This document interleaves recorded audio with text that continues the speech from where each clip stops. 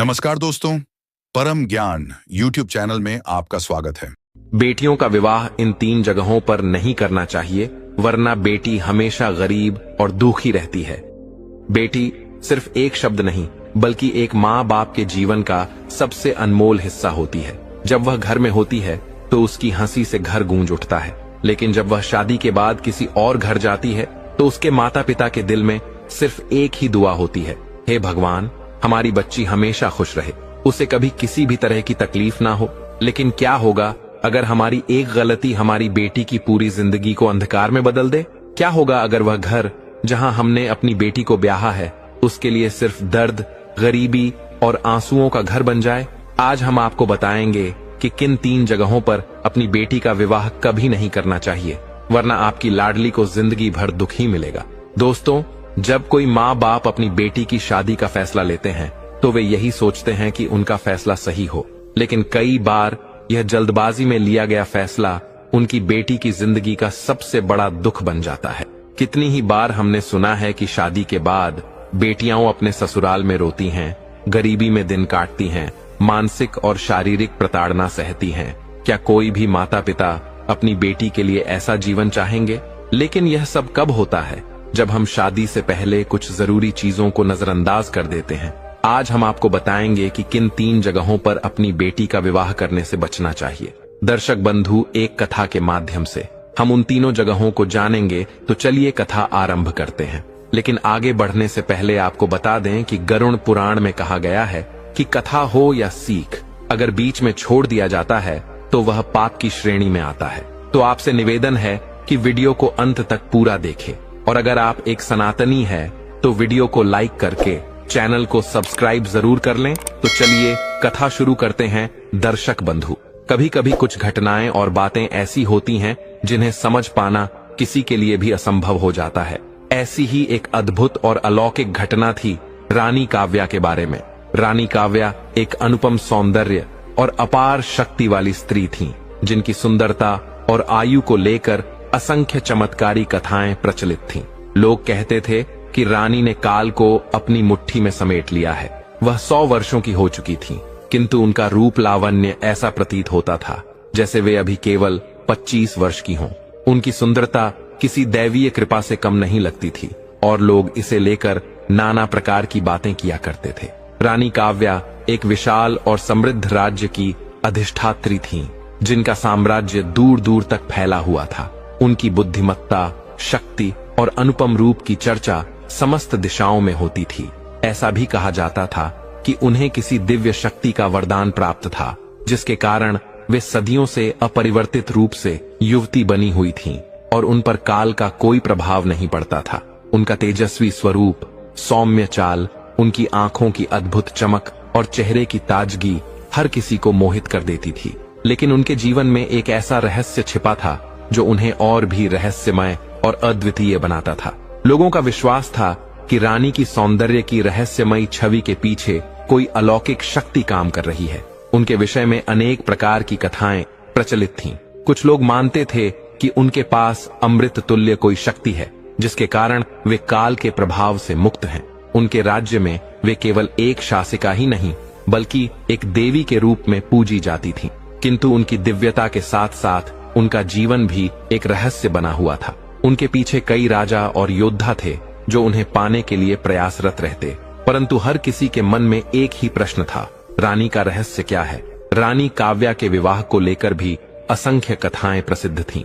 ऐसा कहा जाता था कि उन्होंने कई बार विवाह किया, किंतु हर बार उनका पति विवाह के एक ही दिन बाद रहस्यमय रूप से लापता हो जाता था। यह कोई सामान्य घटना नहीं थी।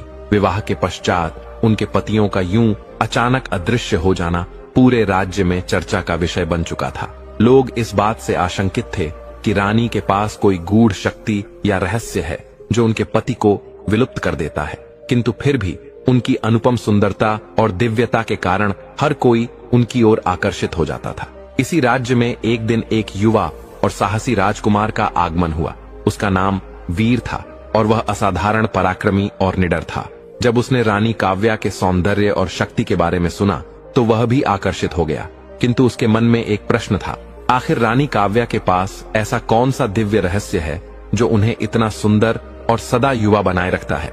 राजकुमार वीर ने निश्चय किया कि वह इस रहस्य से पर्दा उठाकर ही रहेगा और रानी से विवाह करेगा।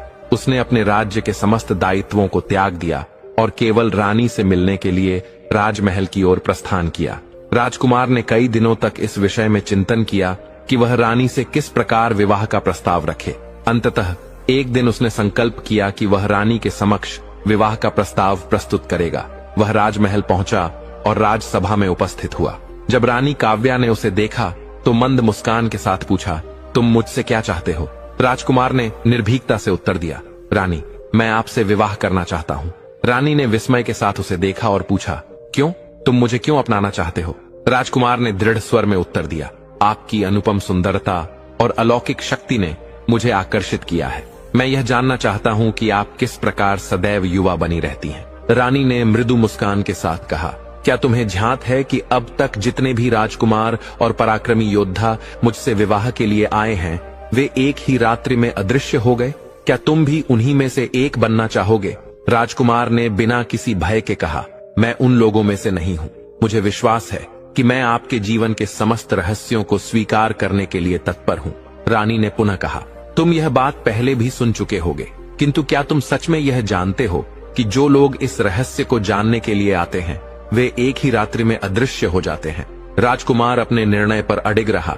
वह दृढ़ निश्चय कर चुका था कि वह इस रहस्य से पर्दा उठाकर रहेगा। उसने रानी से निवेदन किया, मुझे पूर्ण विश्वास है कि मैं इस विवाह के लिए योग्य हूँ। मुझे आपसे विवाह करना ही है। रानी ने उसकी यह दृढ़ता देखी और गंभीर स्वर में कहा, यदि तुम इतना ही इच्छुक हो तो हमें विवाह कर लेना चाहिए, किंतु यह मत भूलना कि हमने तुम्हें पहले ही चेतावनी दे दी है। अंततः रानी काव्या और राजकुमार वीर का विवाह संपन्न हुआ। समस्त राज्य में यह विवाह चर्चा का विषय बन गया।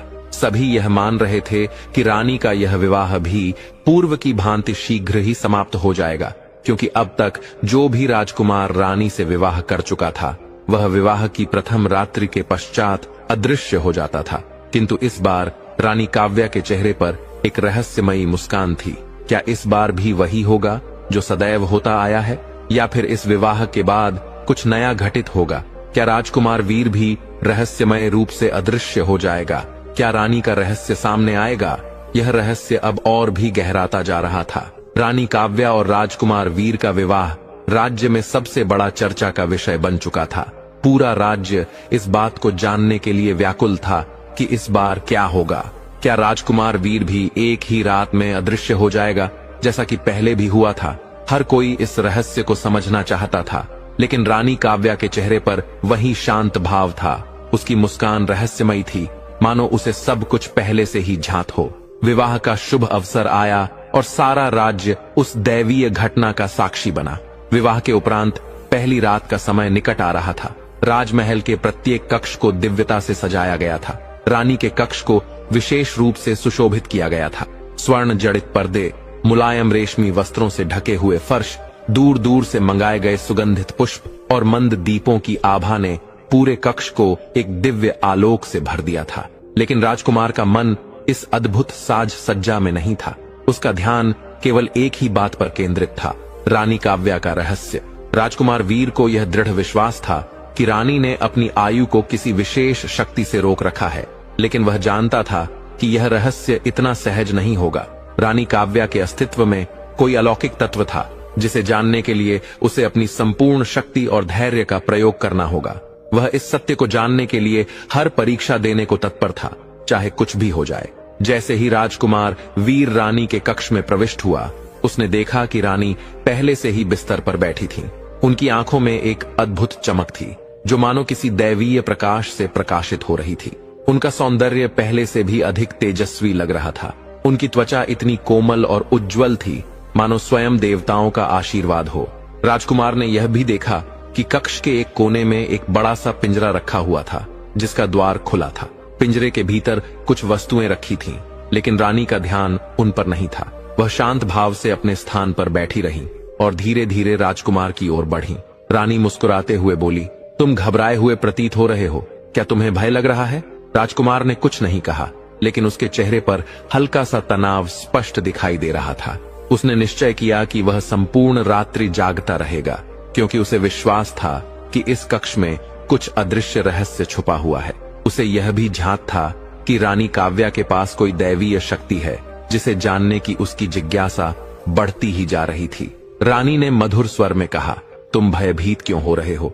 यह हमारी प्रथम रात्रि है, क्या तुम मेरे साथ समय नहीं व्यतीत करना चाहते? राजकुमार ने धीरे से उत्तर दिया, रानी, मैं आपसे कुछ प्रश्न करना चाहता हूँ। मैं यह जानना चाहता हूँ कि आपके केशों में जो पुष्प सुशोभित हैं, वे सदैव ताजे क्यों रहते हैं? इनका क्या रहस्य है? रानी का मुखमंडल अचानक गंभीर हो गया। उनकी आंखों में एक गहरी चमक उभर आई। उन्होंने अपनी दृष्टि राजकुमार से हटा ली और धीरे से कहा, तुमने यह प्रश्न किया है, परंतु इसका उत्तर तुम्हें समय आने पर प्राप्त होगा। राजकुमार ने रानी के बालों में लगे गुलाबों को देखा। उन पुष्पों की पंखुड़ियां अत्यंत सुंदर और ताजगी से परिपूर्ण थीं, मानो अभी अभी खिले हों। वह उन्हें अपलक निहारता रहा। उसकी जिज्ञासा बढ़ती जा रही थी। क्या यह पुष्प किसी दिव्य शक्ति से जुड़े थे? क्या इन्हीं में रानी के सौंदर्य का रहस्य छुपा था? राजकुमार ने धीरे धीरे अपना हाथ बढ़ाया और रानी के बालों में लगे एक पुष्प को छूने का प्रयास किया। जैसे ही उसकी उंगलियां उस पुष्प के समीप पहुंची, रानी ने तुरंत उसका हाथ थाम लिया और दृढ़ स्वर में कहा, इसे मत छुओ। रानी का स्वर सख्त था और राजकुमार को तुरंत यह आभास हो गया कि इन पुष्पों में कोई बड़ा रहस्य छुपा हुआ है। उसने शीघ्रता से अपना हाथ पीछे खींच लिया, लेकिन उसकी जिज्ञासा अभी भी शांत नहीं हुई थी। राजकुमार जान चुका था कि उसे इन पुष्पों के बारे में और अधिक जानने की आवश्यकता है। रानी ने राजकुमार की ओर गंभीर दृष्टि डाली, फिर उसके मुख पर हल्की सी मुस्कान आ गई। उन्होंने शांत स्वर में कहा, तुम यह समझने का प्रयास कर रहे हो कि क्या ये पुष्प ही हमारे जीवन का रहस्य है? राजकुमार की आंखों में उत्सुकता की चमक थी। उसने धीरे से उत्तर दिया, क्या आप हमें इसका रहस्य बता सकती हैं? रानी काव्या का मुख गंभीर हो गया। उन्होंने मधुर लेकिन दृढ़ स्वर में कहा, तुम इसे पूर्ण रूप से नहीं समझ पाओगे। इन गुलाबों में वह शक्ति है जो किसी भी प्राणी की आयु और ऊर्जा को परिवर्तित कर सकती है। यह पुष्प मुझसे जुड़े हैं और यही कारण है कि मैं सदैव युवा और दिव्य बनी रहती हूँ। राजकुमार चौंक उठा। क्या आप कह रही हैं कि ये पुष्प आपकी आयु को बढ़ाते हैं? रानी ने हल्के से सिर हिलाया और कहा, नहीं, यह केवल एक अंश है। इन पुष्पों का वास्तविक रहस्य तब प्रकट होता है जब उन्हें पूर्ण रूप से अलग कर दिया जाता है। राजकुमार को अब धीरे धीरे समझ आने लगा कि रानी के सौंदर्य का जो रहस्य उन्होंने बताया वह केवल एक हिस्सा था। वास्तव में सत्य कहीं और छिपा था। उसने रानी से धीरे से प्रश्न किया, यदि ये पुष्प पूरी तरह से हटा दिए जाए तो क्या होगा? रानी काव्या की आंखों में एक पल के लिए भय की हल्की झलक दिखाई दी। उन्होंने गंभीरता से कहा, यदि तुम इन पुष्पों को पूरी तरह से हटा दो तो मेरी आयु एक क्षण में बदल जाएगी। मैं वृद्ध हो जाऊंगी और मेरा यौवन लुप्त हो जाएगा। मेरी सुंदरता और युवा स्वरूप केवल इन पुष्पों के कारण ही संभव है।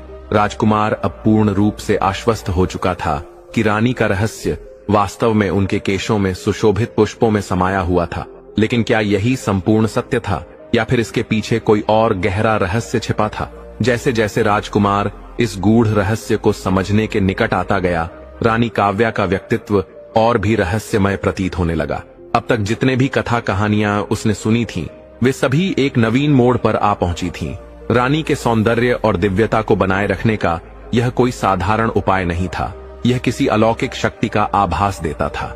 राजकुमार ने रानी के चेहरे पर भय की हल्की झलक देखी। यह वही रानी थी जो सदैव आत्मविश्वास से भरी रहती थी, किंतु इस समय वे कुछ छिपाने का प्रयास कर रही थीं। जितना वे राजकुमार को समझाने का प्रयास कर रही थीं, वह उतना ही गहरे प्रश्नों में उलझता जा रहा था। अब वह पूर्ण रूप से आश्वस्त था कि रानी की सुंदरता और यौवन का रहस्य केवल इन गुलाबों में नहीं था, कुछ और भी था जो रानी अब तक सबसे छुपा कर रखे हुए थी। आखिर क्या था वह रहस्य जिसे रानी कभी किसी को नहीं बता पाई थी? रानी काव्या के मुख पर एक अनोखी मुस्कान उभरी, मानो वे स्वयं को इस सत्य से पूर्ण रूप से परिचित करा चुकी हों। उन्होंने राजकुमार वीर की ओर देखा और गंभीर स्वर में कहा, तुम बहुत जिज्ञासु हो, लेकिन याद रखना, हर रहस्य को जानने की एक कीमत होती है। राजकुमार वीर ने संजीदगी से उत्तर दिया, रानी, मैं इसके लिए तैयार हूँ। यदि मैं आपका रहस्य जानता हूँ तो मुझे इसके परिणाम को सहने के लिए भी तैयार रहना होगा। रानी ने गहरी सांस ली, कुछ क्षणों तक मौन साधा और फिर धीरे से कहा, ठीक है, मैं तुम्हें सब कुछ बताने वाली हूँ, लेकिन याद रखना, एक बार जब तुम इस रहस्य को जान लोगे तो तुम्हारा जीवन कभी भी पहले जैसा नहीं रहेगा। राजकुमार वीर ने श्रद्धा से सिर झुकाया। उसकी आंखों में दृढ़ निश्चय था। अब वह समझ चुका था कि यह रहस्य केवल रानी काव्या का नहीं था, बल्कि इसमें पूरे राज्य का भविष्य भी छुपा हुआ था। रानी ने अपने केशों में लगे गुलाब के एक पुष्प को स्पर्श किया और धीरे धीरे उसे निकाल लिया। जैसे ही उसने वह पुष्प हटाया, एक चमत्कारी परिवर्तन होने लगा। रानी की आंखों में एक अद्भुत चमक आई और उनकी दिव्य सुंदरता क्षण भर में लुप्त होने लगी। राजकुमार वीर आश्चर्यचकित रह गया। वह देख रहा था कि रानी अब वृद्ध प्रतीत होने लगी थीं। उनकी कोमल त्वचा पर झुर्रियां उभर आईं और उनके चेहरे पर उम्र के चिन्ह स्पष्ट होने लगे। राजकुमार ने चकित होकर पूछा, यह क्या हो रहा है? रानी काव्या ने शांत स्वर में उत्तर दिया, यही वह सत्य है जिसे मैं तुमसे अब तक छुपा रही थी। ये गुलाब और इसी तरह के अनेक पुष्प जो मेरे केशों में विराजमान हैं, मेरी आयु को नियंत्रित करते हैं। जब भी मैं एक पुष्प निकालती हूँ, मेरी वास्तविक अवस्था प्रकट होने लगती है। अब राजकुमार को यह समझ आ चुका था कि रानी का रहस्य क्या था। उन्होंने अपने यौवन और सौंदर्य को स्थायी बनाए रखने के लिए इन दिव्य पुष्पों का उपयोग किया था, लेकिन ये पुष्प केवल उनकी सुंदरता का कारण नहीं थे, बल्कि उनके अस्तित्व का भी एक अभिन्न अंग बन चुके थे। राजकुमार ने गंभीर स्वर में पूछा, तो तुम कहना चाहती हो कि तुम्हारी सुंदरता और यौवन इन पुष्पों पर निर्भर है? रानी काव्या ने सिर झुकाया और धीरे से उत्तर दिया, हाँ, इन पुष्पों के बिना मैं वृद्ध हो जाऊंगी। यदि वे पूर्ण रूप से हटा दिए जाएं, तो मैं अपने वास्तविक रूप में लौट जाऊंगी और फिर कोई भी शक्ति मुझे वापस युवा नहीं बना सकेगी। राजकुमार ने गहरी सांस ली और फिर धीरे से कहा, तो तुम्हारा यौवन सदा के लिए इन गुलाबों से जुड़ा हुआ है? रानी ने मंद स्वर में उत्तर दिया, हाँ, और यही वह रहस्य है जिसे मैं तुम्हें दिखाना चाहती थी। यह कोई साधारण शक्ति नहीं है, यह एक ऐसी शक्ति है जिसे मैंने वर्षों से संभाला है, लेकिन इसकी कीमत बहुत अधिक है। उन्होंने आगे कहा, हर बार जब मैं एक पुष्प को हटाती हूँ, मैं कुछ न कुछ खो देती हूँ। मुझे यह भय बना रहता है कि एक दिन जब ये पुष्प पूरी तरह से समाप्त हो जाएंगे, तब मैं अपनी वास्तविक अवस्था में लौट आऊंगी और फिर मेरे पास पुनः अपना यौवन पाने का कोई उपाय नहीं होगा। अब राजकुमार वीर पूर्ण रूप से समझ चुका था कि रानी के सौंदर्य और यौवन का रहस्य क्या था, लेकिन उसके मन में अभी भी एक प्रश्न शेष था। उसने धीरे से पूछा, तो क्या तुम सदैव इन पुष्पों पर निर्भर रहोगी? क्या तुम्हारा जीवन इनके बिना अधूरा रहेगा? रानी ने राजकुमार की ओर देखा और कहा, इन पुष्पों के बिना मेरा जीवन समाप्त हो जाएगा, लेकिन इनके साथ रहना भी एक कठिन परीक्षा है। मुझे सदा अपनी वास्तविक अवस्था को छुपाकर जीना पड़ता है। यह किसी दंड से कम नहीं है, लेकिन इसे त्यागने का भी मेरे पास कोई मार्ग नहीं है। राजकुमार कुछ क्षण मौन रहा, फिर गंभीरता से पूछा, तुमने कहा था कि हर रहस्य को जानने की एक कीमत होती है, तो इस रहस्य को जानने की मेरी क्या कीमत होगी? रानी काव्या ने गहरी और गंभीर सांस ली और कहा, तुम्हें इस रहस्य को जानने की पूरी कीमत चुकानी होगी। यदि तुम इस सत्य को उजागर करना चाहते हो, तो तुम्हें यह समझना होगा कि तुम कभी भी रानी काव्या को वैसे नहीं देख पाओगे जैसा तुमने अब तक देखा है। तुम्हारा जीवन भी एक नए मार्ग की ओर मुड़ सकता है। राजकुमार वीर ने मन ही मन निश्चय कर लिया कि वह इस सत्य को जानने के बाद भी रानी के साथ रहेगा, लेकिन क्या वह इस रहस्य को स्वीकार कर सकेगा? क्या वह इस रहस्य से जुड़ी कीमत चुका पाएगा? इन विचारों के साथ राजकुमार ने आगे के मार्ग के विषय में चिंतन करना आरंभ किया। लेकिन रानी का रहस्य केवल राजकुमार के लिए नहीं था।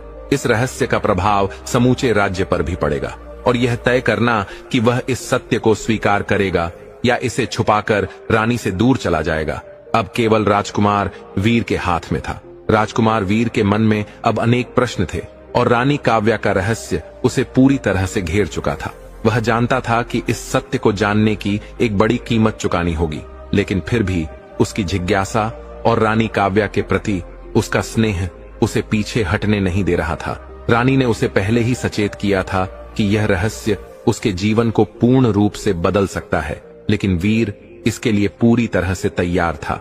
मैं जानता हूं रानी, राजकुमार ने गंभीरता से कहा, लेकिन अब मुझे यह एहसास हो गया है कि मेरे लिए सबसे महत्वपूर्ण बात तुम्हारे साथ रहना और तुम्हारे इस रहस्य को जानना है।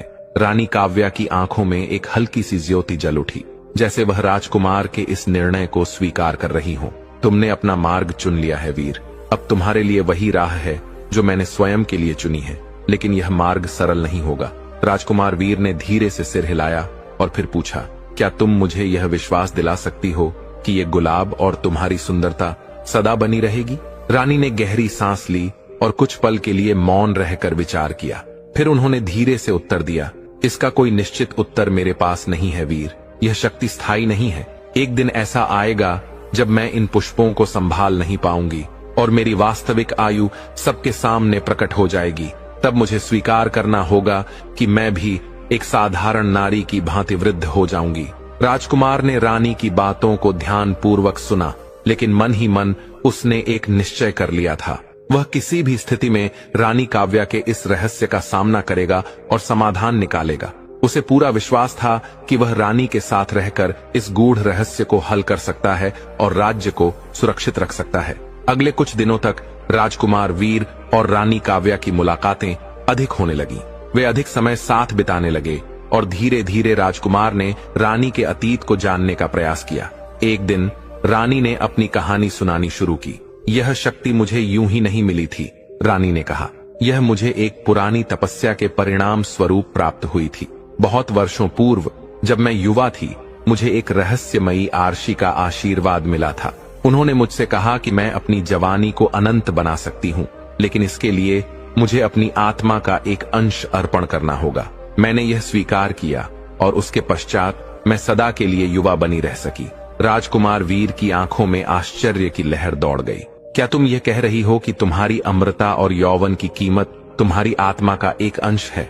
रानी काव्या ने धीरे से सिर झुकाया और उत्तर दिया, हाँ, वह आर्षी बहुत शक्तिशाली थे, लेकिन उन्होंने कहा था कि जब तक मैं इन पुष्पों को संभाल कर रखूंगी तब तक मेरी सुंदरता बनी रहेगी। किंतु जब भी मैं इन पुष्पों को बदलती हूँ, मेरी आत्मा और शरीर का एक अंश धीरे धीरे क्षीण होता जाता है और एक दिन ऐसा भी आएगा जब मुझे अपनी वास्तविक अवस्था को पूर्ण रूप से स्वीकार करना होगा।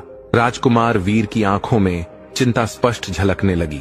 अब वह समझ चुका था कि रानी काव्या की सुंदरता और यौवन एक जादुई संधि का परिणाम था और इसे बनाए रखना रानी के लिए एक कठिन तपस्या थी। लेकिन क्या रानी इस तपस्या को जीवन भर निभा सकेंगी? क्या उनका जीवन सदा के लिए इसी सौदे का हिस्सा रहेगा? राजकुमार ने धीरे से पूछा, क्या तुम्हें कभी डर नहीं लगता? क्या तुम्हें नहीं लगता कि यह संधि एक दिन तुम्हारे लिए विपत्ति बन सकती है? रानी काव्या की आंखों में पीड़ा उभर आई, लेकिन उनकी वाणी में वही आत्मविश्वास था जो सदैव रहता था। डर तो मुझे भी लगता है वीर, उन्होंने कहा, लेकिन कभी कभी हमें अपने भाग्य के साथ समझौता करना पड़ता है। मैंने यह संधि की थी और अब इसे निभाना मेरी जिम्मेदारी है। राजकुमार वीर ने देखा कि रानी की आंखों में एक गहरी निराशा थी, किंतु उनके भीतर एक अद्भुत शक्ति भी थी। उनके चेहरे और शरीर पर भले ही दिव्य आभा थी, किंतु उनकी आत्मा में एक गहन संघर्ष चल रहा था।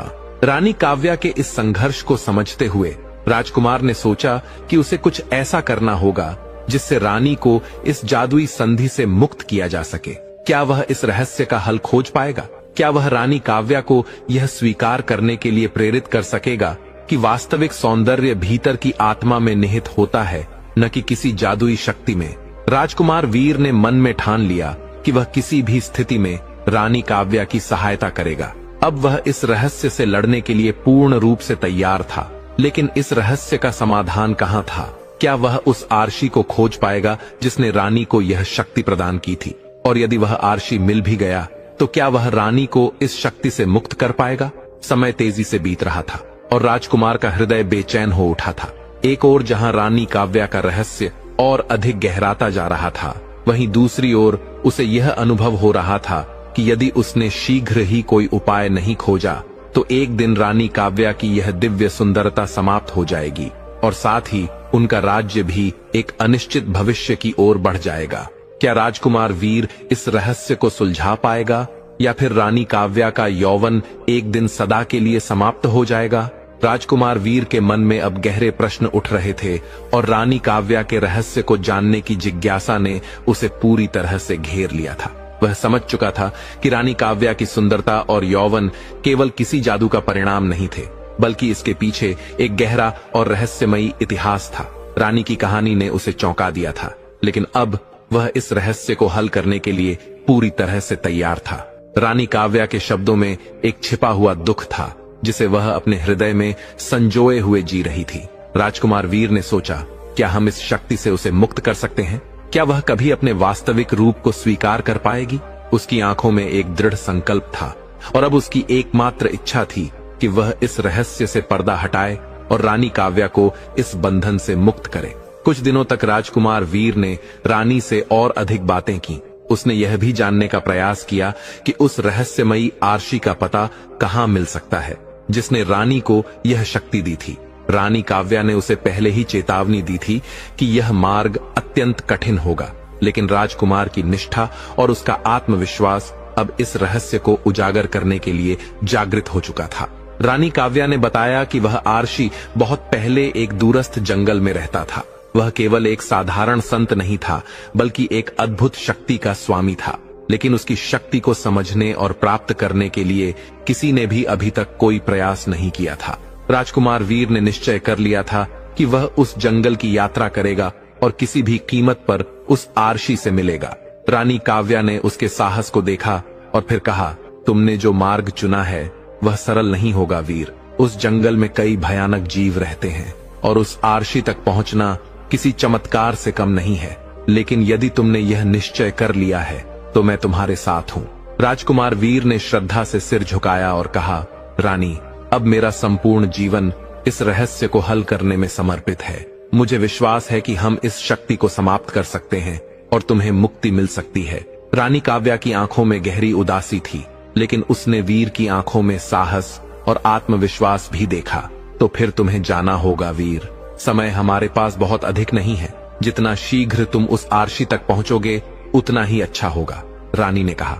राजकुमार वीर ने अपनी यात्रा की तैयारी आरंभ की। उसने अपने घोड़े को सुसज्जित किया और यात्रा के लिए आवश्यक वस्तुएं एकत्र की।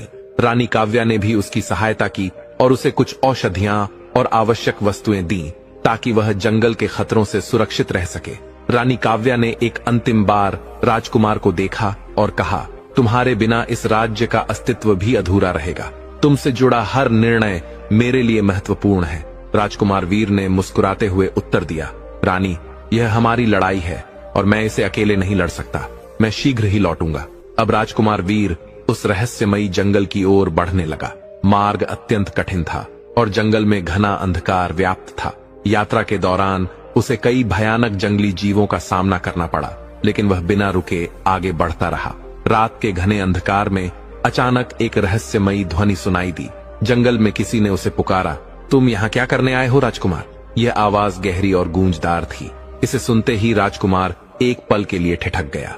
वह जानता था कि यह आवाज किसी साधारण मनुष्य की नहीं हो सकती।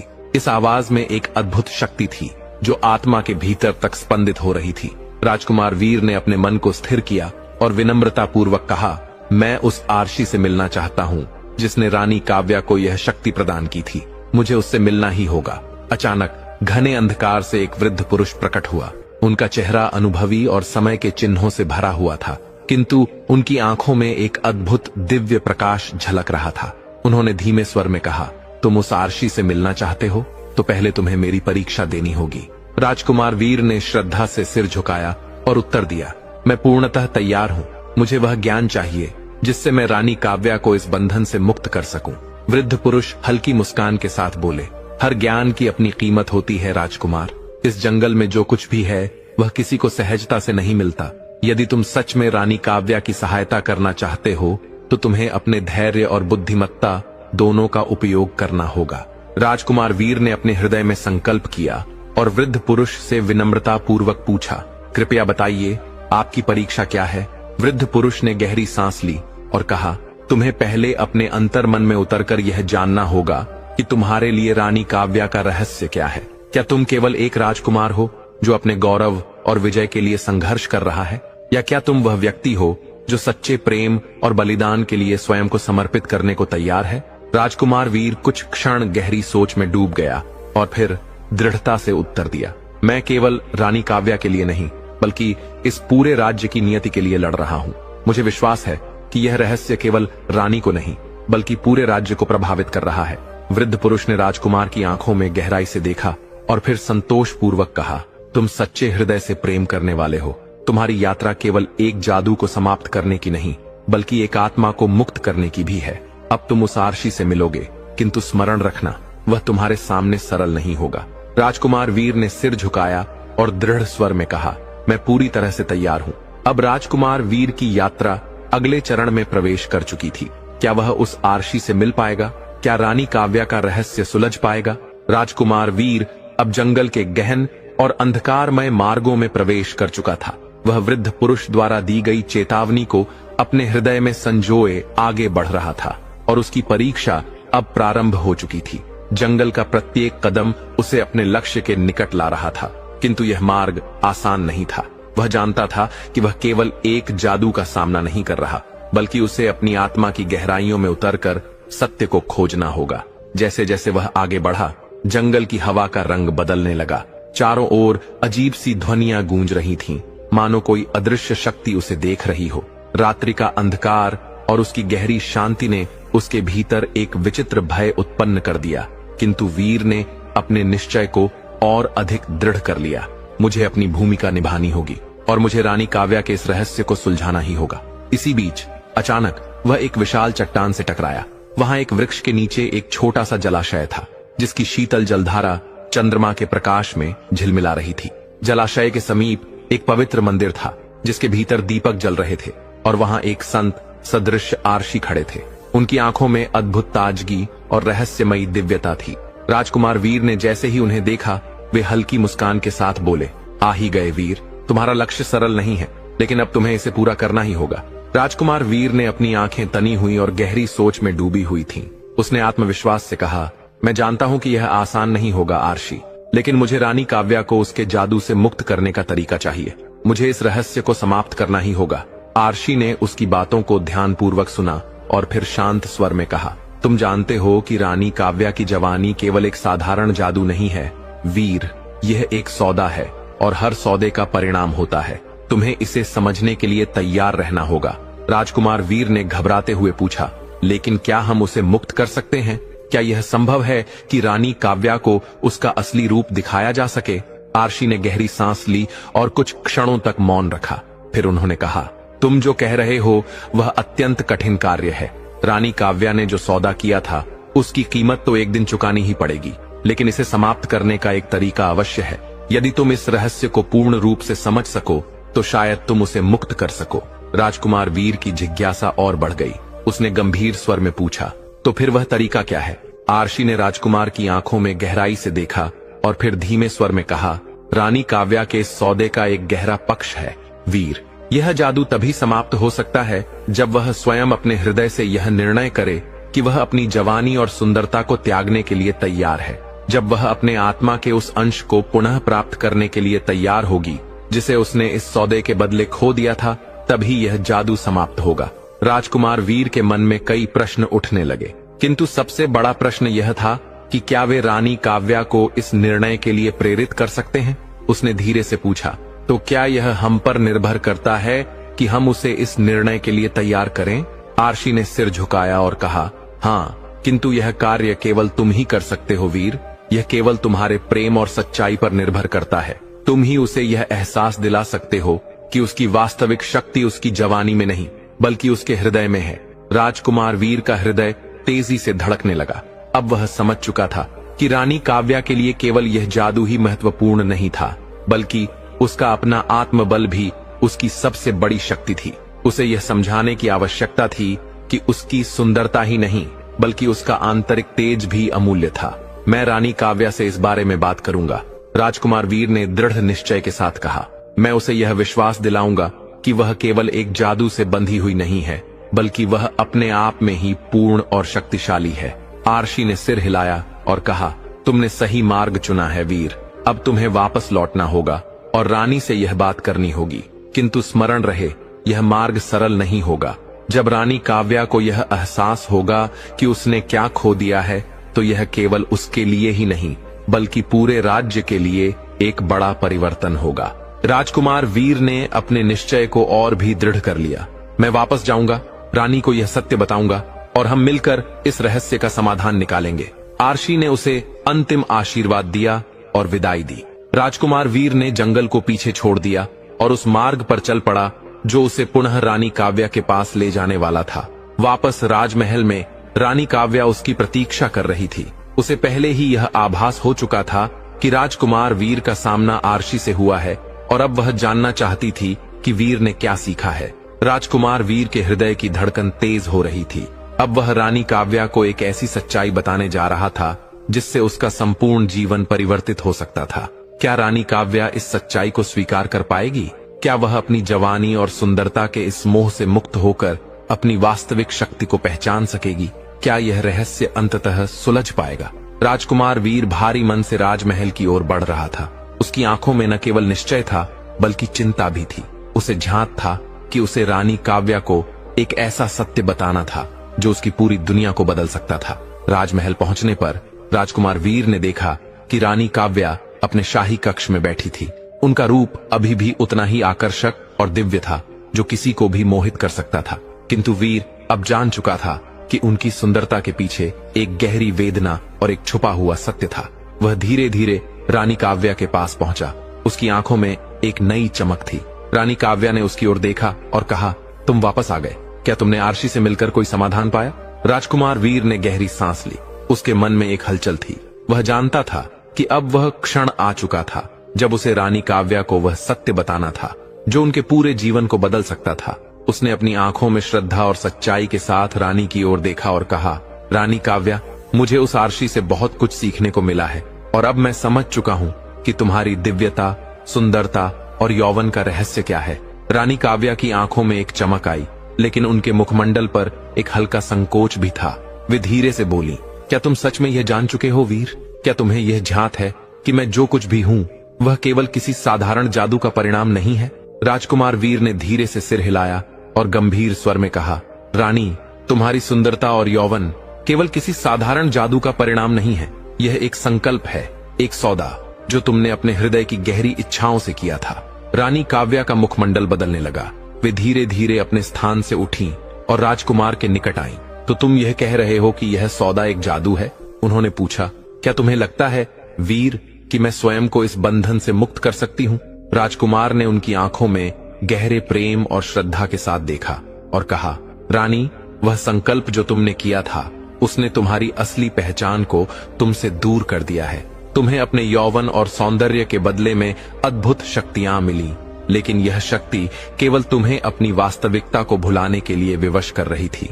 रानी काव्या ने गहरी सांस ली और कहा, मैंने इस शक्ति को स्वीकार किया था क्योंकि मैं अपने राज्य और अपनी प्रजा के लिए सदा सुंदरी और सशक्त बनना चाहती थी, लेकिन अब मुझे यह अनुभव हो रहा है कि मैंने अपनी असली आत्मा को खो दिया है। राजकुमार ने धीरे से कहा, रानी, तुम्हें यह समझने की आवश्यकता है कि तुम्हारी वास्तविक शक्ति तुम्हारी बाहरी सुंदरता में नहीं बल्कि तुम्हारी आत्मा की पवित्रता और शक्ति में है। जिस शक्ति का तुम उपयोग कर रही हो वह तुम्हें भीतर से कमजोर कर रही है। तुम्हें अपने भीतर छिपी वास्तविक शक्ति को पहचानना होगा, तभी तुम इस बंधन से मुक्त हो सकोगी।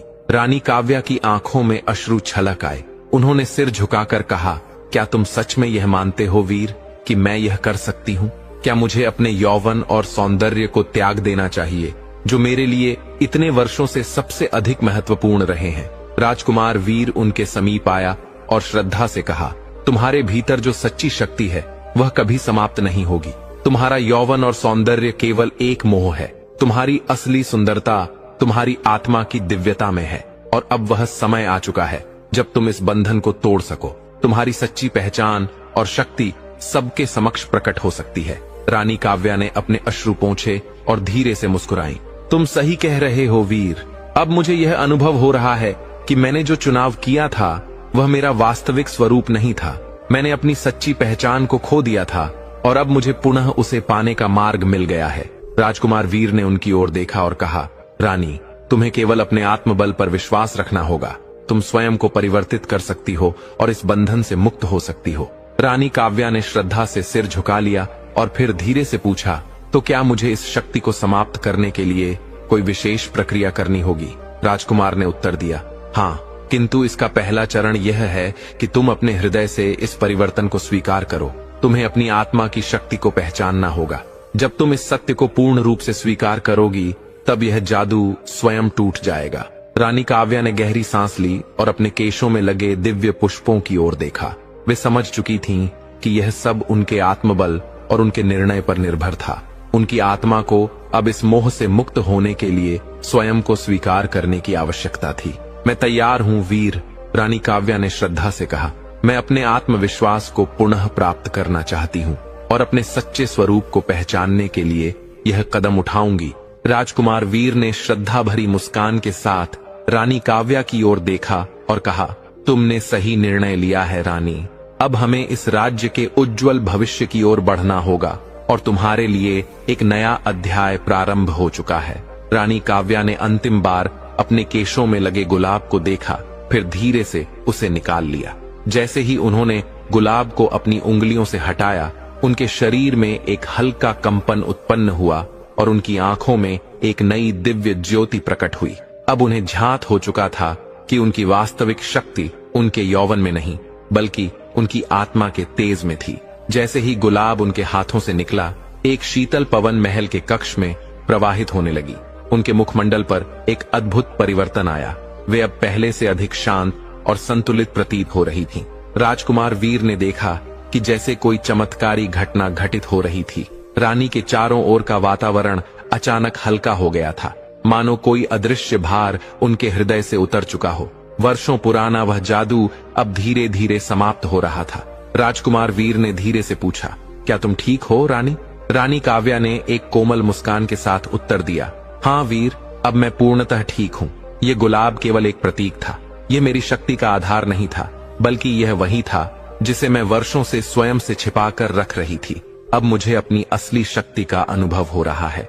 उन्होंने अपना सिर उठाया और महल के बाहर फैली पवित्र रोशनी की ओर देखा।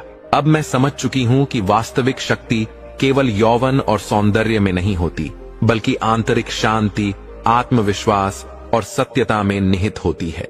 राजकुमार वीर ने गहरी सांस ली और कहा, तुमने एक बहुत बड़ा और सही निर्णय लिया है रानी।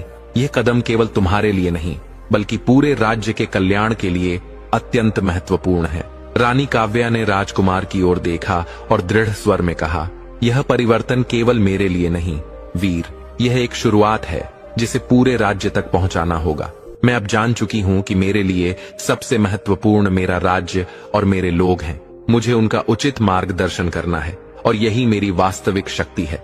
राजकुमार वीर ने रानी काव्या के इन शब्दों को ध्यानपूर्वक सुना। उनकी वाणी में एक नई प्रेरणा थी जो संपूर्ण राज्य को एक नई दिशा देने वाली थी।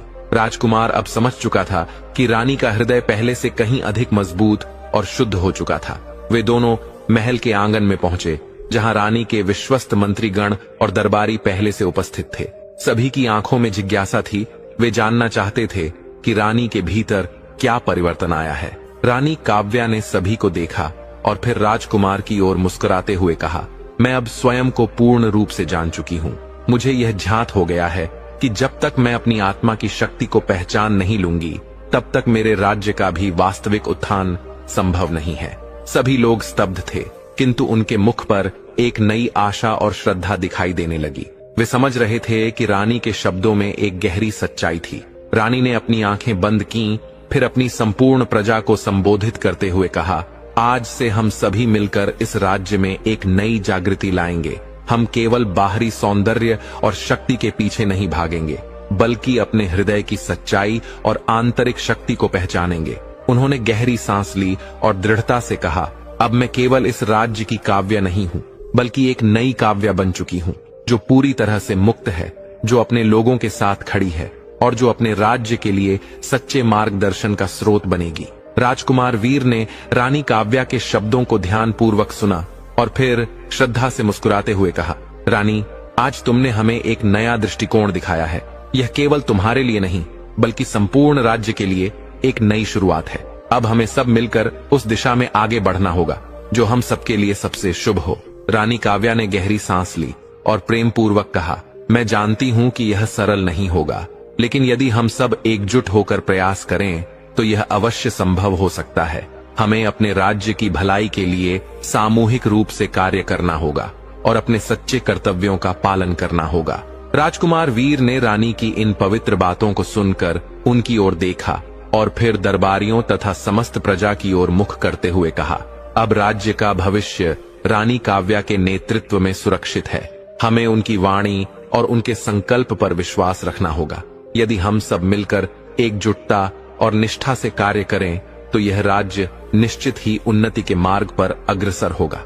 रानी काव्या ने उपस्थित सभी लोगों की ओर प्रेम से देखा और फिर कहा, हमें यह समझना होगा कि वास्तविक सुंदरता और शक्ति हमारे भीतर निहित होती है। बाहरी स्वरूप केवल एक भ्रम है। जब तक यह राज्य अपनी आंतरिक शक्ति को पहचान कर नहीं चलेगा, तब तक हम किसी भी बाहरी बाधा से स्वयं की रक्षा नहीं कर सकते। सभी लोग अब इस परिवर्तन को स्वीकार कर चुके थे। उनके हृदयों में एक नवीन आशा और विश्वास उत्पन्न हो चुका था। रानी काव्या का यह आंतरिक परिवर्तन केवल उनका व्यक्तिगत नहीं था, बल्कि यह संपूर्ण राज्य के लिए एक नवीन युग का आरंभ था। राजमहल की भव्य दीवारों में गूंजते शब्द अब केवल शाही आदेश नहीं रह गए थे, बल्कि यह संपूर्ण राज्य के प्रत्येक नागरिक के लिए एक पावन संदेश बन चुके थे। रानी काव्या ने स्वयं को पहचान लिया था और अब वे अपने राज्य को भी एक नई पहचान देने के लिए तत्पर थीं। राजकुमार वीर और रानी काव्या का संबंध अब केवल प्रेम और विश्वास तक सीमित नहीं था, बल्कि यह एक गहरे सहयोग और जिम्मेदारी का प्रतीक बन चुका था। दोनों मिलकर राज्य को उस दिशा में ले जाने के लिए संकल्पबद्ध थे, जहां प्रत्येक व्यक्ति अपनी वास्तविक शक्ति को पहचाने और समाज सामूहिक रूप से समृद्धि की ओर बढ़े। क्या रानी काव्या और राजकुमार वीर का यह निर्णय राज्य के भविष्य को एक नई दिशा दे पाएगा? क्या रानी की आत्मिक शक्ति राज्य की वास्तविक समृद्धि का स्रोत बन पाएगी? यह तो केवल समय ही बता सकता था, किंतु एक सत्य निश्चित था। रानी काव्या की यह यात्रा केवल उनके लिए नहीं, बल्कि संपूर्ण राज्य के लिए एक नए युग का प्रारंभ थी। रानी काव्या का यह निर्णय अब एक वायु की भांति संपूर्ण राज्य में फैल चुका था। उनके विचार, उनकी वाणी और उनका नया दृष्टिकोण न केवल दरबारियों बल्कि समस्त जनता को भी प्रभावित कर रहा था। अब प्रत्येक व्यक्ति यह अनुभव कर रहा था कि यह समय परिवर्तन का है और रानी काव्या का नेतृत्व इस राज्य को नई ऊंचाइयों तक ले जाने के लिए पूर्णतः सक्षम है। राजमहल में दिन भर चहल पहल बनी रही। दरबारी, मंत्री, सेनापति और राज्य के ज्ञानी पुरुष महल के प्रांगण में एकत्रित हो रहे थे, ताकि वे रानी काव्या के नवीन दृष्टिकोण पर विचार कर सकें। रानी काव्या अब केवल एक रूपवती और शक्तिशाली शासक नहीं थीं, बल्कि वे एक प्रबुद्ध नेता के रूप में स्थापित हो चुकी थीं। राजकुमार वीर ने भी रानी के इस दिव्य दृष्टिकोण को पूर्ण समर्थन दिया था और अब वे इस पवित्र योजना को कार्यान्वित करने में उनकी सहायता करने के लिए तत्पर थे। दोनों ने मिलकर राज्य की समस्याओं और संभावित खतरों पर चर्चा की। उन्होंने योजना बनाई कि किस प्रकार राज्य को एक नए मार्ग पर अग्रसर किया जा सकता है। महल के विशेष सभा कक्ष में एक महत्वपूर्ण सभा का आयोजन किया गया। इस सभा में रानी काव्या, राजकुमार वीर और राज्य के समस्त उच्च अधिकारी उपस्थित थे। रानी काव्या ने सभा का शुभारंभ करते हुए कहा, हमारा राज्य एक महान इतिहास और संस्कृति का धारक है, किंतु समय के साथ हमने अपने अनेक मूल्यों और सिद्धांतों को भुला दिया है। अब समय आ चुका है कि हम उन सिद्धांतों को पुनः अपनाएं, जो हमें हमारी वास्तविक पहचान प्रदान करते हैं। रानी काव्या ने सभा में बैठे सभी मंत्रियों, दरबारियों और अधिकारियों की ओर देखा और शांत स्वर में कहा, हमारे राज्य की शांति और समृद्धि के लिए अब हमें अपने भीतर के असली सौंदर्य और शक्ति को पहचानने की आवश्यकता है। हमें बाहरी स्वरूप और दिखावे से ऊपर उठकर अपने आत्मविश्वास और आंतरिक सामर्थ्य को विकसित करना होगा। जब तक हम अपनी सच्ची शक्ति को नहीं समझेंगे, तब तक हमारा राज्य पूर्णता की ओर नहीं बढ़ सकता। राजकुमार वीर ने रानी काव्या के शब्दों का समर्थन करते हुए कहा, राज्य को अब केवल बाहरी सौंदर्य से नहीं, बल्कि आंतरिक शक्ति से मापा जाना चाहिए। हमें यह समझना होगा कि हमारी वास्तविक शक्ति हमारे भीतर ही स्थित है। जब हम इसे पहचान लेंगे और अपने कर्मों में आत्मविश्वास लाएंगे, तब यह राज्य पुनः समृद्धि और उन्नति के मार्ग पर अग्रसर होगा। सभा में उपस्थित प्रत्येक व्यक्ति रानी काव्या और राजकुमार वीर के इन प्रेरणादायक शब्दों से प्रभावित हुआ। यह एक नई शुरुआत थी और सभी ने यह संकल्प लिया कि वे इस परिवर्तन में पूर्ण रूप से भाग लेंगे। रानी काव्या ने राज्य के लिए एक नई नीति की घोषणा की, आंतरिक शक्ति और आत्मविश्वास का निर्माण करना और प्रत्येक नागरिक को यह समझाना कि असली सुंदरता और शक्ति केवल बाहरी स्वरूप में नहीं, बल्कि उनके आत्मविश्वास और आत्मिक शांति में निहित है। इसके पश्चात रानी काव्या ने राज्य के लोगों को अपने विचारों से अवगत कराने के लिए एक महासम्मेलन बुलाने का निर्णय लिया। यह सम्मेलन पूरे राज्य से लोगों को एकत्रित करने के लिए था, ताकि उन्हें सही दिशा में जागरूक किया जा सके और इस परिवर्तन में उनकी भागीदारी सुनिश्चित की जा सके। महासम्मेलन की तैयारियां पूरे जोश के साथ प्रारंभ हुई। महल के प्रत्येक कोने को सुसज्जित किया जा रहा था और संदेशवाहक प्रत्येक गांव और नगर में आमंत्रण देने के लिए भेजे गए थे। राज्य में एक नई ऊर्जा प्रवाहित हो चुकी थी और लोगों में उत्सुकता थी कि इस महासम्मेलन में क्या नया सीखने को मिलेगा। महासम्मेलन के दिन पूरा राज्य उत्साह और आशा से भरा हुआ था। हजारों नागरिक महल के प्रांगण में एकत्र हुए। उनके मन में प्रश्न भी थे और परिवर्तन की स्वीकृति भी। रानी काव्या ने मंच पर आकर सभी का आशीर्वाद और अभिवादन किया और फिर मधुर वाणी में कहा, मेरे प्रिय राज्यवासियों, आज मैं आपको एक नया दृष्टिकोण देने आई हूँ। अब तक हमने केवल बाहरी सुंदरता और शक्ति को ही महत्व दिया है, लेकिन अब हमें यह समझना आवश्यक है कि असली शक्ति हमारे भीतर स्थित है। जब हम अपने आत्मविश्वास और आंतरिक शांति को पहचानेंगे, तभी हम अपने राज्य को एक नई ऊंचाई पर ले जा सकेंगे। रानी काव्या के इन शब्दों ने सभी के हृदयों को छू लिया। लोग यह समझने लगे कि रानी अब केवल एक शासक नहीं, बल्कि एक मार्गदर्शक के रूप में उनके समक्ष खड़ी थीं। उन्होंने सभी को एक नई दृष्टि प्रदान की, जिससे वे अपने जीवन को एक नई दिशा देने के लिए प्रेरित हुए। राज्य के सभी वर्गों, किसानों, व्यापारियों, सैनिकों, महिलाओं, वृद्धों और युवाओं को उन्होंने आत्मविश्वास और आंतरिक शक्ति का महत्व समझाया। उन्होंने यह संदेश दिया कि हर व्यक्ति के भीतर एक अनूठी शक्ति है और यदि वे इसे पहचान लें तो कोई भी बाहरी बाधा उन्हें रोक नहीं सकती। महासम्मेलन समाप्त होने के पश्चात रानी काव्या और राजकुमार वीर अपने कक्ष में लौटे। राजकुमार वीर ने रानी काव्या की ओर देखा और सम्मान पूर्वक कहा, रानी, आपने आज जिस परिवर्तन की शुरुआत की है वह न केवल आपके लिए बल्कि संपूर्ण राज्य के लिए एक ऐतिहासिक क्षण है। अब हमें एक नई दिशा प्राप्त हो चुकी है और यह राज्य फिर से अपने गौरव को प्राप्त करने की ओर बढ़ चुका है। रानी काव्या ने एक कोमल मुस्कान के साथ उत्तर दिया, यह परिवर्तन केवल मेरे लिए नहीं बल्कि हमारे राज्य के प्रत्येक नागरिक के लिए है। हम सभी मिलकर इस राज्य को नई ऊंचाइयों तक पहुंचाएंगे। अब यह परिवर्तन केवल रानी काव्या का संकल्प नहीं था, यह संपूर्ण राज्य का संकल्प बन चुका था। रानी काव्या जानती थीं कि यह यात्रा सरल नहीं होगी, किंतु उन्होंने पहला कदम बढ़ा लिया था। अब राज्य के लोग भी इस बदलाव का हिस्सा बन चुके थे। सभी को यह विश्वास था कि रानी काव्या के नेतृत्व में राज्य एक नई दिशा में अग्रसर होगा, जहां हर व्यक्ति अपनी आंतरिक शक्ति और आत्मविश्वास को पहचानेगा। रानी काव्या और राजकुमार वीर का दृष्टिकोण अब राज्य की धारा में परिवर्तन ला चुका था। पूरे राज्य में एक नया उत्साह और आशा का संचार हो चुका था। राज्य में परिवर्तन के संकेत स्पष्ट रूप से दिखने लगे थे। किसानों ने अपनी मेहनत और आत्मविश्वास से उपज बढ़ानी शुरू कर दी थी। व्यापारी अपने व्यापार में नई नीतियों का पालन कर रहे थे और सैनिकों का मनोबल पहले से अधिक सशक्त हो चुका था। महिलाएं भी अपनी आंतरिक शक्ति को पहचानने लगी थीं और समाज में अपनी भूमिका को एक नए दृष्टिकोण से देखने लगी थीं। रानी काव्या ने अपने इस संदेश को हर वर्ग तक पहुंचाने के लिए हर संभव प्रयास किया था और अब उसका परिणाम भी स्पष्ट रूप से दिखाई दे रहा था। लेकिन जैसे हर बदलाव के साथ चुनौतियां आती हैं, रानी काव्या के सामने भी एक नया संकट खड़ा होने वाला था। राज्य के कुछ पुराने शत्रु जो सदैव रानी की शक्ति और न्यायप्रियता को पसंद नहीं करते थे, अब इस परिवर्तन से घबराने लगे थे। उन्हें भय था कि यदि राज्य के लोग जागरूक हो गए और एकजुट हो गए तो उनका प्रभाव समाप्त हो जाएगा और वे अपनी शक्ति खो देंगे। राज्य के पूर्वी सीमा पर स्थित पड़ोसी शासक राजा विक्रम ने काव्या के इस परिवर्तन को एक खतरे के रूप में देखा। राजा विक्रम, जो अत्यंत चतुर और चालाक शासक था, ने यह योजना बनाई कि किसी भी तरह रानी काव्या के आंतरिक शक्ति और एकता के संदेश को विफल किया जाए। राजा विक्रम ने अपनी सेना को तैयार किया और धीरे धीरे राज्य की सीमाओं को पार करना शुरू कर दिया। राजकुमार वीर और रानी काव्या ने यह जानकारी शीघ्र ही प्राप्त कर ली। रानी काव्या जानती थीं कि यह समस्या केवल युद्ध से नहीं सुलझ सकती। यह केवल बाहरी युद्ध नहीं था, बल्कि राज्य के लोगों के मनोबल और उनकी आंतरिक शक्ति की परीक्षा भी थी। रानी काव्या को यह भली भांति ज्ञात था कि बाहरी शत्रु और शक्ति से भी अधिक महत्वपूर्ण राज्य के भीतर लोगों की एकता और आत्मविश्वास को बनाए रखना है। राजकुमार वीर और रानी काव्या ने तत्काल एक विशेष बैठक बुलाई।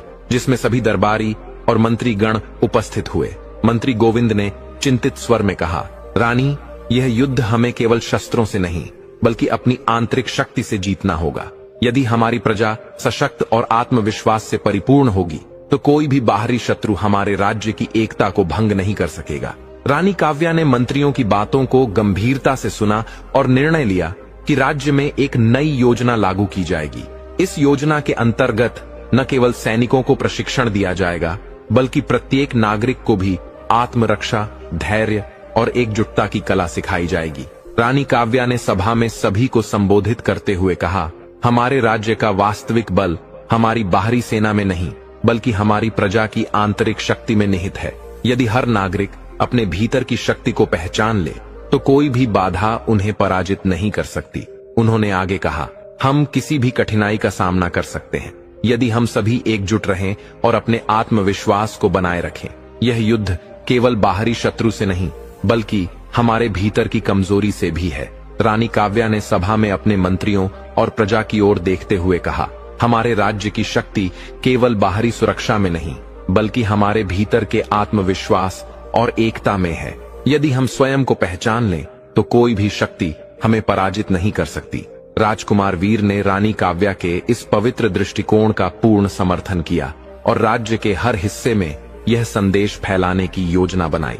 वीर ने सैनिकों को आदेश दिया कि वे राज्य के प्रत्येक गांव, कस्बे और नगर में जाकर लोगों को आत्मरक्षा, धैर्य और एकता का ज्ञान दें। कुछ ही दिनों में पूरे राज्य में जागरूकता की एक नई लहर दौड़ गई। अब लोग केवल बाहरी सुरक्षा के बारे में ही नहीं सोच रहे थे बल्कि अपनी आंतरिक शक्ति और आत्मविश्वास को भी पहचानने लगे थे। महिलाएं, बुजुर्ग और बच्चे सभी इस पवित्र परिवर्तन का हिस्सा बन गए। रानी काव्या ने यह सुनिश्चित किया कि राज्य का हर नागरिक यह अनुभव करे कि वह अकेला नहीं है बल्कि संपूर्ण राज्य के साथ खड़ा है। कुछ समय बाद राजा विक्रम की सेना राज्य की सीमाओं तक आ पहुंची, लेकिन अब रानी काव्या का राज्य पहले जैसा नहीं था। अब राज्य के नागरिक, सैनिक और अधिकारी सभी एकजुट थे और किसी भी आक्रमण का सामना करने के लिए पूर्णतः तैयार थे। राजकुमार वीर ने अपनी सेना को संगठित किया और सीमाओं पर सुरक्षा को और अधिक मजबूत कर दिया। जैसे ही राजा विक्रम की सेना राज्य की सीमाओं तक पहुंची, उन्हें केवल सैनिकों का नहीं बल्कि पूरे राज्य के नागरिकों के आत्मविश्वास और संकल्प का भी सामना करना पड़ा। लेकिन यह किसी साधारण युद्ध की भांति नहीं था। यह युद्ध केवल बाहरी शत्रु के विरुद्ध नहीं था बल्कि यह आत्मिक जागरूकता और आत्मविश्वास की परीक्षा भी थी। राजा विक्रम ने देखा कि रानी काव्या का राज्य अटूट संकल्प से भरा हुआ है और कोई भी बाहरी शक्ति उनके आत्मबल को नहीं तोड़ सकती। उसने यह भली भांति समझ लिया कि इस राज्य को हथियारों से जीतना असंभव है, क्योंकि यहाँ के लोग केवल शारीरिक रूप से नहीं बल्कि मानसिक और आत्मिक रूप से भी सशक्त हो चुके थे। राजा विक्रम ने अपनी सेना को वापस बुला लिया और राज्य की सीमाओं से बाहर चला गया। यह केवल बाहरी शत्रु पर विजय नहीं थी बल्कि यह आंतरिक शक्ति, शांति और एकता की सच्ची जीत थी। रानी काव्या और राज्य के लोगों ने यह सिद्ध कर दिया कि बाहरी शक्ति और युद्ध केवल क्षणिक होते हैं, लेकिन आत्मिक शक्ति और एकता सदैव विजय दिलाती है। रानी काव्या ने एक बार पुनः यह प्रमाणित कर दिया कि वास्तविक शक्ति केवल बाहरी ताकत में नहीं होती बल्कि वह हमारे भीतर निहित होती है। राज्य के नागरिकों ने अपने आत्मविश्वास और सामूहिक शक्ति से यह युद्ध जीता था। यह केवल एक युद्ध नहीं था बल्कि राज्य के इतिहास में एक नए युग का आरंभ था। एक ऐसा युग जहां हर व्यक्ति ने अपने भीतर की शक्ति को पहचान लिया था। राज्य में शांति का प्रकाश पुनः फैल गया और रानी काव्या ने यह सुनिश्चित किया कि अब से हर नागरिक अपनी आंतरिक शक्ति को पहचाने और उसे बढ़ाने का प्रयास करे। राज्य अब केवल बाहरी शक्ति से नहीं बल्कि आध्यात्मिक समृद्धि और आत्मबल से भी सशक्त बन चुका था। राजा विक्रम की हार के बाद रानी काव्या का राज्य स्थिरता और विकास की ओर अग्रसर हो चुका था। उन्होंने न केवल बाहरी शत्रु को पराजित किया बल्कि अपने राज्य के नागरिकों को यह एहसास भी कराया कि उनकी असली शक्ति केवल शस्त्रों में नहीं बल्कि उनके आत्मविश्वास और धैर्य में निहित है। यह समय राज्य के लिए एक स्वर्णिम युग की शुरुआत थी। हर व्यक्ति ने अपने भीतर छिपी सच्ची शक्ति और सामर्थ्य को पहचान लिया था। लेकिन रानी काव्या जानती थीं कि शांति कभी स्थायी नहीं रहती। राज्य में फैली स्थिरता शायद एक क्षणिक विश्राम थी, क्योंकि बहुत से रहस्य अभी भी अनसुलझे थे। रानी काव्या का हृदय अब एक और उद्देश्य के लिए समर्पित था, अपने रहस्यमय जीवन और दीर्घायु के रहस्य को सबके सामने प्रकट करने का। राजमहल के दिव्य वातावरण में एक दिन रानी काव्या और राजकुमार वीर पुनः मिले। रानी काव्या के मुख पर गंभीरता की छाया थी।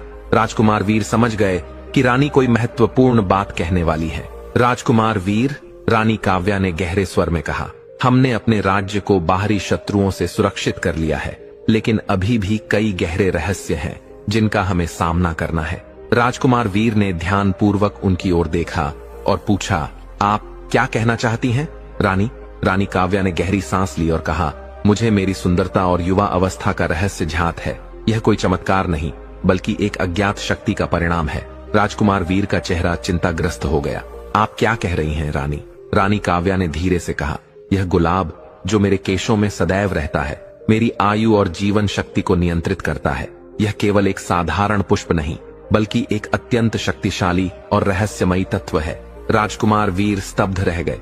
तो क्या आप यह कह रही हैं कि इसी गुलाब के कारण ही आप सदैव युवा बनी रहती हैं? हाँ, रानी काव्या ने उत्तर दिया।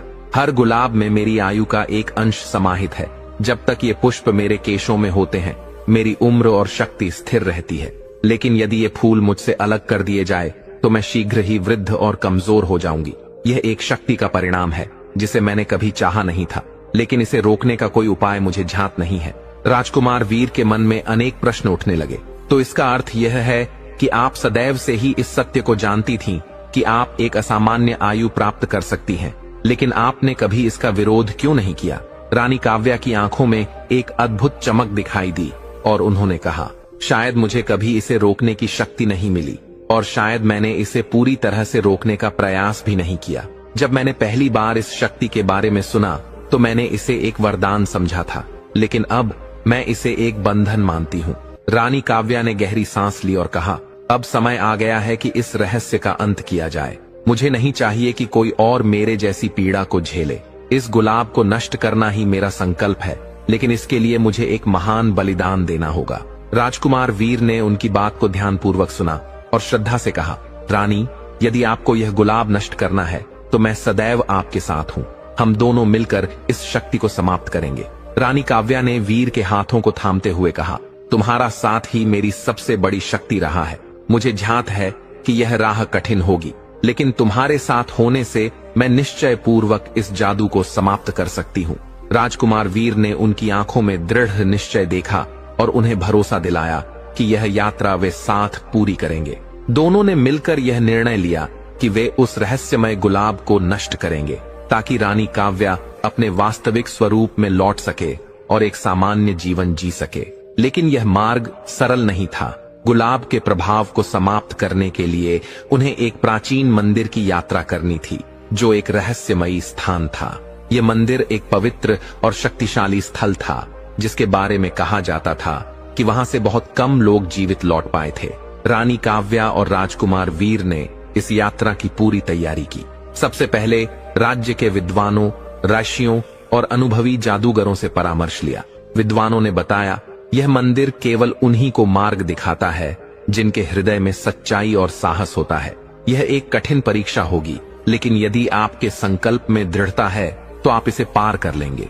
रानी काव्या ने कहा, इस जादू को समाप्त करना हमारा कर्तव्य है। चाहे कितनी भी बाधाएं आए, हमें इस राह पर अडिग रहना होगा। राजकुमार वीर ने उनका हाथ थामते हुए कहा, आप अकेली नहीं हैं रानी, मैं सदैव आपके साथ हूँ और हम मिलकर इस रहस्य का अंत करेंगे। अब उनकी यात्रा आरंभ हो चुकी थी। यह केवल एक स्थान से दूसरे स्थान तक की यात्रा नहीं थी, बल्कि यह उनके संकल्प, विश्वास और आत्मबल की परीक्षा भी थी। रास्ता कठिन और रहस्यमयी था, लेकिन वे जानते थे कि यह यात्रा केवल बाहरी शक्ति से नहीं, बल्कि आंतरिक शक्ति और संकल्प से पूरी होगी। जिस प्राचीन मंदिर तक उन्हें पहुंचना था, वह केवल किंवदंतियों और कथाओं में सुना गया था। कोई भी वहां जाने का साहस नहीं करता था। जो गए वे कभी लौट कर नहीं आए। रानी काव्या और राजकुमार वीर ने इस कठिन यात्रा के लिए अपने राज्य के सबसे विश्वसनीय योद्धाओं और विद्वानों को अपने साथ लिया। उनके साथ एक खगोलविद, एक जादूगर और एक पुरातत्वविद भी थे, जो इस मंदिर के रहस्यों को समझ सकते थे। रानी काव्या ने अपने साथियों को संबोधित करते हुए कहा, याद रखो, यह यात्रा केवल शारीरिक बल से पूरी नहीं होगी, यह हमारी आत्मिक दृढ़ता और शुद्ध हृदय की परीक्षा भी होगी। राजकुमार वीर ने अपने योद्धाओं से कहा, हम किसी भी कठिनाई से भयभीत नहीं होंगे। हमारी एकता ही हमारी सबसे बड़ी शक्ति है। हम हर चुनौती का सामना करने के लिए तैयार हैं। अब उनका काफिला इस यात्रा पर निकल पड़ा। रास्ता घना और दुर्गम था, लेकिन उनका विश्वास और संकल्प उन्हें आगे बढ़ने के लिए प्रेरित कर रहा था। रास्ते में कई खतरनाक जंगली जीवों का सामना हुआ, लेकिन सभी ने एकजुट होकर उन पर विजय प्राप्त की। अब उनके हृदय में यह बात स्पष्ट हो चुकी थी कि यह यात्रा केवल एक महल से दूसरे महल तक की यात्रा नहीं थी, बल्कि यह उनके आत्मबल, संयम और विश्वास की भी परीक्षा थी। कई दिन बीत गए और वे अंततः एक ऐसे स्थान पर पहुंचे जिसे मृत्यु का वन कहा जाता था। ये जंगल इतना घना और भयावह था कि वहां सूरज की किरणें भी मुश्किल से पहुंचती थीं। रास्ते में उन्होंने प्राचीन पत्थरों पर उकेरी गई अजीब आकृतियां और संकेत देखे, जो इस स्थान के रहस्यों की ओर संकेत कर रहे थे। खगोलविद ने उन्हें सावधान करते हुए कहा, यह जंगल एक परीक्षा की तरह है, जो इसे पार करेगा वही मंदिर तक पहुंचेगा। लेकिन इस मार्ग में कई भ्रम हैं, जो पथिक को भटका सकते हैं। रानी काव्या ने सभी की बातें ध्यान से सुनी और फिर श्रद्धा से कहा, यदि हम सभी एकजुट होकर इस पथ पर आगे बढ़ें, तो यह जंगल भी हमारी परीक्षा को पार करने का मार्ग देगा। हम केवल भटकने के लिए नहीं आए हैं, बल्कि अपने संकल्प और सत्य के बल पर इस कठिनाई को पार करेंगे। जैसे जैसे वे जंगल में आगे बढ़े, अजीब घटनाएं होने लगीं। कभी अचानक ठंडी हवाएं चलने लगतीं, कभी अनजानी आवाजें गूंजने लगतीं, तो कभी ऐसा प्रतीत होता जैसे कोई छायामयी आकृति उनका पीछा कर रही हो। लेकिन रानी काव्या ने अपने संकल्प और श्रद्धा को दृढ़ रखा और अपने साथियों को निर्भय होकर आगे बढ़ने का संकेत दिया।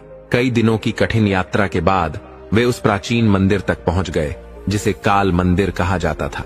मंदिर अत्यंत प्राचीन और उपेक्षित था। उसकी दीवारों पर अज्ञात प्रतीक और रहस्यमयी मूर्तियां उकेरी गई थीं। यह मंदिर एक गहरी गुफा में स्थित था और इसका प्रवेश मार्ग केवल उन्हीं को दिखाई देता था जिनके हृदय में शुद्धता और उद्देश्य की सत्यता थी। रानी काव्या ने कहा, हम यहाँ तक आ पहुंचे हैं, लेकिन हमारी असली परीक्षा प्रारंभ होती है। इस मंदिर में प्रवेश करने के लिए केवल शारीरिक बल ही नहीं, बल्कि आत्मा की शुद्धता भी आवश्यक है। राजकुमार वीर ने श्रद्धा से कहा, हम तैयार हैं रानी, हम आपके साथ हैं। गुफा में प्रवेश करते ही अंधकार और शीतलता ने उनका स्वागत किया। यह स्थान अत्यंत प्राचीन और रहस्यमय था। दीवारों पर चमकती हुई रहस्यमयी रेखाएं उभरने लगीं। जैसे ही उन्होंने अंदर कदम रखा, हर कदम के साथ एक नया रहस्य उनके समक्ष प्रकट हो रहा था। आगे बढ़ते हुए वे एक विशाल कक्ष में पहुंचे, जहां एक प्राचीन वेदी थी। वेदी के पास एक रहस्यमयी गुलाब रखा हुआ था, जो अत्यंत तेजी से प्रकाश उत्सर्जित कर रहा था। यही वह गुलाब था जो रानी काव्या के जीवन का अभिन्न अंग था और जिसे नष्ट करना उनका संकल्प था। रानी काव्या ने गहरे स्वर में कहा, यही वह गुलाब है, यही वह रहस्य है जिसने मेरे जीवन को अनंत बना दिया। लेकिन इसे नष्ट करना साधारण कार्य नहीं है। यहाँ से पहले कोई वापस नहीं लौटा, क्योंकि यह परीक्षा केवल बल की नहीं, बल्कि समर्पण और आत्मा की शक्ति की भी है। महान जादूगर ने कहा, इस गुलाब को नष्ट करने के लिए हमें एक प्राचीन मंत्र का उच्चारण करना होगा, जिसे केवल वे ही कह सकते हैं जिनके हृदय में सत्य, श्रद्धा और साहस होता है। रानी काव्या ने मंत्र को ध्यान पूर्वक सुना और संकल्प पूर्वक उसका उच्चारण करने लगी। जैसे ही उन्होंने पहला मंत्र बोला, गुलाब की चमक और भी बढ़ गई और एक जबरदस्त ऊर्जा उत्पन्न होने लगी। राजकुमार वीर घबराकर बोले, रानी, यह संभव नहीं। यह गुलाब आपकी आत्मिक शक्ति का ही एक अंश है, यह नष्ट नहीं होगा। लेकिन रानी काव्या ने पूर्ण श्रद्धा और निश्चय से मंत्र का उच्चारण जारी रखा। उनकी आवाज में एक दिव्य शक्ति थी जो धीरे धीरे गुलाब को नष्ट करने लगी।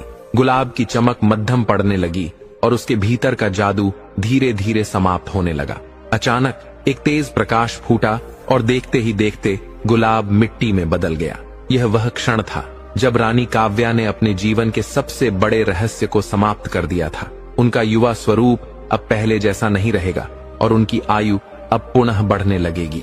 लेकिन उन्होंने अपने भीतर से सभी जादू और अज्ञात शक्तियों का त्याग कर दिया था।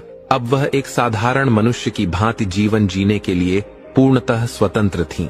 रानी काव्या ने राजकुमार वीर की ओर देखा और उनके चेहरे पर संतोष और शांति की अद्भुत आभा थी। यह यात्रा अब समाप्त हो गई है। उन्होंने श्रद्धापूर्वक कहा, अब मैं वास्तविक जीवन जी सकती हूँ। रानी काव्या ने अपने जीवन के सबसे बड़े रहस्य को समाप्त कर दिया था। अब वे न किसी जादू के प्रभाव में थीं, न किसी रहस्य में उलझी हुई थीं, लेकिन जो बलिदान उन्होंने दिया वह केवल उनके लिए नहीं, बल्कि उनके राज्य और लोगों के लिए भी एक नई शुरुआत थी। जैसे ही गुलाब का जादू समाप्त हुआ, रानी काव्या ने महसूस किया कि उनकी त्वचा पर हल्की झुर्रियां उभर आई हैं। उनकी आंखों में थकावट थी, लेकिन चेहरा शांति और संतोष से दमक रहा था। अब उनका शरीर उसी अवस्था में आ चुका था जहां उन्हें अपनी वास्तविक आयु का अनुभव हो रहा था। उन्होंने अपने रहस्यमयी और जादू से भरे जीवन को पीछे छोड़ दिया था और अब एक नई दिशा की ओर अग्रसर हो रही थीं। राजकुमार वीर ने श्रद्धा से कहा, रानी, आपने जो किया है वह केवल आपके लिए नहीं, बल्कि पूरे राज्य के लिए अमूल्य है।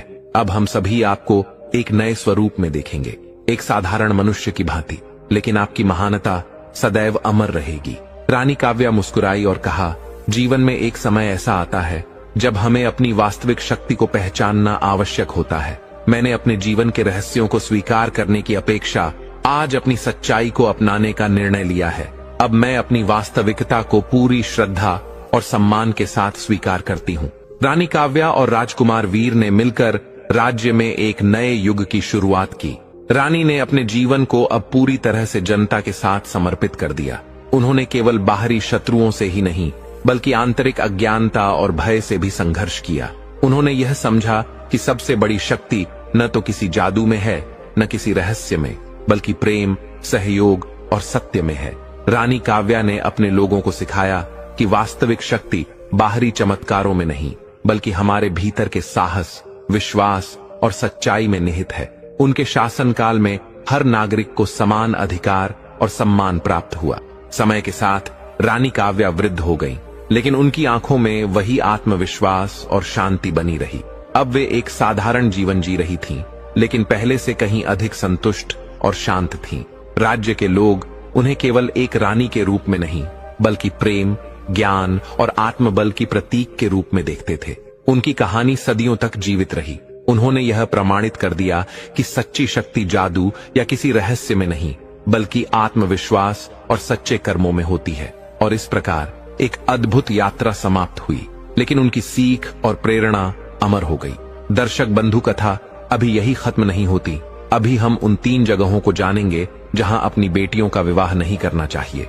पहला स्थान, जहां लड़के का स्वभाव क्रोधी और लापरवाह हो। आपने सुना होगा कि क्रोध इंसान का सबसे बड़ा दुश्मन होता है, लेकिन जब यह क्रोध पति के स्वभाव में ही बस जाए तो एक पत्नी की जिंदगी नर्क बन जाती है। अगर आप अपनी बेटी का रिश्ता ऐसे परिवार में तय कर रहे हैं जहां लड़का छोटी छोटी बातों पर गुस्सा करता है, अपमानजनक भाषा का इस्तेमाल करता है या उसका धैर्य बिल्कुल भी नहीं है, तो सोचिए आपकी बेटी की जिंदगी कैसी होगी। एक गुस्सैल इंसान ना खुद खुश रह सकता है और ना किसी और को खुश रख सकता है। ऐसे घर में शादी करने से आपकी बेटी हमेशा तनाव, डर और दर्द में ही रहेगी। दूसरा स्थान, जहां परिवार में महिलाओं की इज्जत न हो। एक बेटी जब शादी करके ससुराल जाती है तो वह एक नए घर में जाती है। अगर उस घर में उसकी कोई इज्जत ही नहीं, अगर वहां औरतों को दबाकर रखा जाता है, उनकी कोई बात नहीं सुनी जाती, तो वहां बेटी का क्या होगा। कई बार माता पिता ये सोचते हैं कि शादी के बाद सब ठीक हो जाएगा, लेकिन सच्चाई ये है कि जहां महिलाओं को सिर्फ बोझ समझा जाता है, वहां बेटी के खुश रहने का कोई सवाल ही नहीं उठता। ऐसे परिवारों में बहू से सिर्फ घर के काम करवाए जाते हैं, उसे बोलने का हक नहीं दिया जाता, उसकी भावनाओं को समझने वाला कोई नहीं होता। क्या आप अपनी बेटी को ऐसी जिंदगी देना चाहेंगे? तीसरा स्थान, जहां लालच और दहेज की मानसिकता हो। दहेज समाज का वो कलंक जो आज भी लाखों बेटियों की खुशियों को निगल रहा है। अगर किसी लड़के या उसके परिवार को दहेज में ज्यादा रुचि है, अगर वे पैसों की मांग कर रहे हैं या यह सोचते हैं कि लड़की सिर्फ धन संपत्ति लाने के लिए है, तो वहां अपनी बेटी की शादी करना उसकी खुशियों को जलाने जैसा होगा। दहेज मांगने वाले परिवार में बेटी सिर्फ पैसों का जरिया बनकर रह जाती है।